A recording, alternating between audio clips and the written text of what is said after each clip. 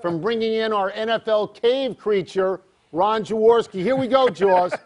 From what he can still do and his style of play, where would Donovan McKnabb fit best? Well, first of all, Donovan McKnabb can still play the quarterback position. I went through every pass he threw while he was a Minnesota Viking. I thought he played very well. I think he was dumped far too early by the Vikings. Now, spinning us forward, what's the best fit? Like we talk around draft time, what's the best fit for Donovan McKnabb? I'm going to say the Houston Texans. They have all the attributes that a football team has to have. A great defense, a solid running game, an outstanding offensive line, a big-time wide receiver in Andre Johnson, but they don't have a veteran quarterback as a leader. Donovan McKnabb would be an outstanding fit with the Houston Texans. I would elevate them back to near the top of the class in the AFC. Charles, you know what else they don't have? They don't have stuff that Donovan likes, like Giordano's Pizza and stuff on the south side of Chicago, like his high school where he went. So I'm hoping that's going to be his fit. You're right. They don't have Leon's Ribs on 83rd and Cottage either. I know Donovan's hit that spot a time or two, but we digress. McNabb's now former team, the Minnesota Vikings, play against Tim Tebow. When you are looking at the film, do you see fluky stuff that is allowing Tebow to lead this team, or do you see sound quarterbacking at most levels?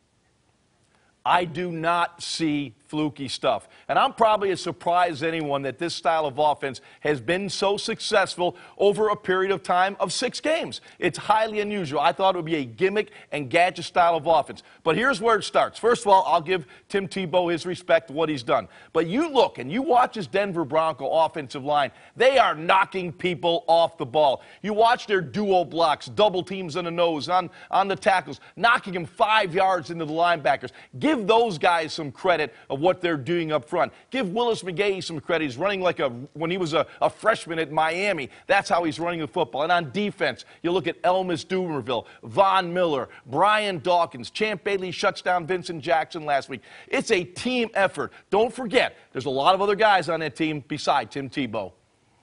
All right, let's move to Buffalo for a second, but specifically Stevie Johnson, who made headlines for that TD celebration, which I happen to like. A couple of dropped passes, which were critical since he cost his team the game. But being overlooked in all this is, I hear there's a cave creature who thinks he beat Darrelle Revis like a drum. Say it ain't so, Jaws. The cave creature says it is so. When you look at the tape, it doesn't lie. I didn't like some of the stuff Steve Johnson did, but what I did like is the way he played the game. You know, he was covered by Darrelle Revis 12 times when he was thrown to.